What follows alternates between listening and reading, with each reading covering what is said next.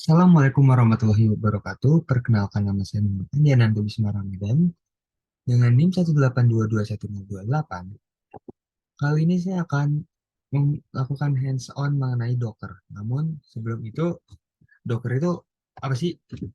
Nah, Docker itu merupakan sebuah platform open source yang digunakan untuk mengembangkan, mengirim, dan menjalankan aplikasi dalam kontainer. Kontainer adalah lingkungan yang terisolasi yang menggabungkan kode aplikasi bersama dengan semua dependensinya, seperti perpustakaan, alat, dan konfigurasi yang diperlukan untuk menjalankan aplikasi tersebut. Docker memungkinkan untuk mengemas aplikasi dan semua dependensinya ke dalam sebuah kontainer yang dapat dijalankan di berbagai lingkungan seperti mesin pengembangan lokal, server produksi, atau bahkan cloud. Jadi biasanya ini Docker ini digunakan untuk para developer untuk mencoba software yang sedang dikembangkan oleh mereka. Karena kan tentu dari komputer saya atau komputer kalian mungkin dapat berbeda-beda sistem-sistemnya. Sehingga agar menyesuaikan, digunakanlah seperti Docker ini. Nah, untuk Docker itu terdapat ada arsitekturnya. Untuk arsitektur Docker menggunakan arsitektur client server, lalu Docker client berkomunikasi dengan Docker daemon atau server. Lalu saat kita menginstal Docker, biasanya di dalamnya sudah terdapat Docker client dan Docker daemon. Lalu Docker client dan Docker daemon bisa berjalan di satu sistem yang sama, dan Docker client dan Docker daemon ini berkomunikasi menggunakan REST API. Lalu terdapat juga registry Docker. Lalu Docker registry adalah tempat kita menyimpan Docker image. Dengan menggunakan Docker registry, kita dapat menyimpan image yang kita buat, dan kita dapat menggunakannya di Docker daemon dimanapun selama bisa terkoneksi ke Docker registry. Nah, lalu untuk kontainer Docker, jika Docker image itu seperti installer aplikasi, maka Docker container ini mirip seperti aplikasi hasil installernya. Di satu Docker image bisa digunakan untuk membuat beberapa Docker container, asalkan nama Docker containernya berbeda. Namun, satu kontainer hanya dapat menggunakan satu image.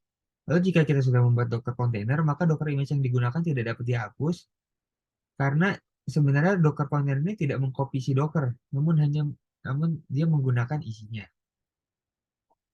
Ketika kontainer ini dijalankan, kontainer tersebut akan terisolasi di dalam Docker, yang artinya sistem host, yaitu misalkan laptop, itu tidak dapat mengakses aplikasi yang ada di dalam kontainer secara langsung.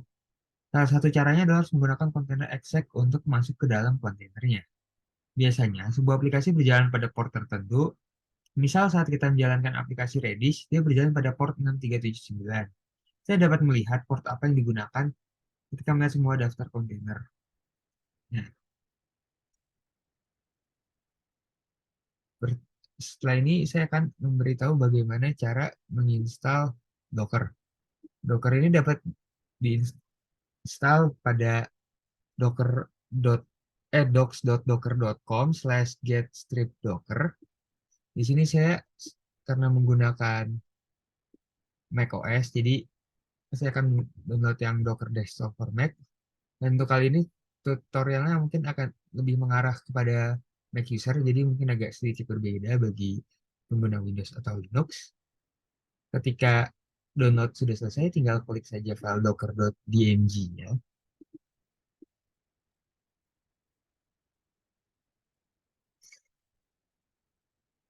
Lalu melakukan instalasi dengan cara drag and drop. Dikarenakan saya sudah melakukan instalasi, maka saya tidak akan melakukannya lagi. Nah, untuk mengecek Docker tersebut sudah terinstall atau belum, kita dapat menggunakan Docker version.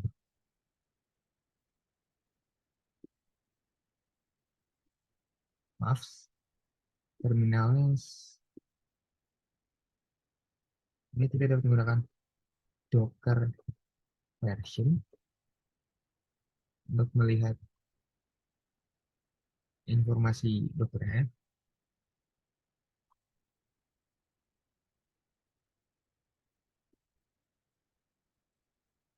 Nah, sebelumnya saya ingin menjelaskan kembali bagaimana Docker ini bekerja. Docker Engine atau Docker ini merupakan base engine yang terinstall pada host mesin untuk membuat dan menjalankan kontainer menggunakan Docker komponen dan service. Nah, server Docker ini menggunakan client server arsitektur, lalu Docker client dan server akan berkomunikasi menggunakan REST API. Nah, yang terjadi itu adalah Docker client yaitu service akan menjalankan sebuah komen di mana komen ini akan ditranslasikan melalui menggunakan REST API dan akan dikirimkan ke Docker daemon atau server. Lalu Docker daemon ini akan mengecek client request dan berinteraksi pada operating system untuk melakukan create atau manage containers. Untuk saat ini saya akan mencoba melakukan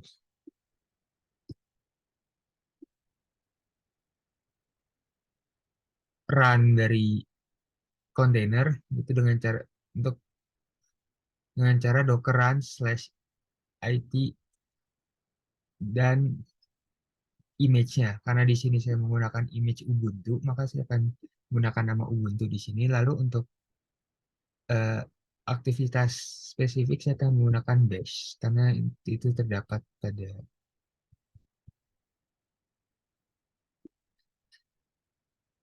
image Ubuntu yang saya gunakan.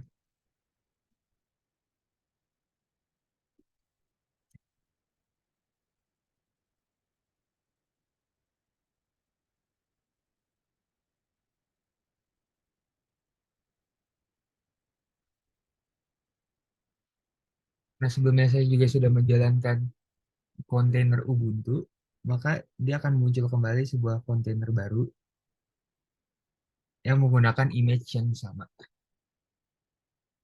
Sekian dari saya, kurang lebihnya mohon maaf. Wassalamualaikum warahmatullahi wabarakatuh.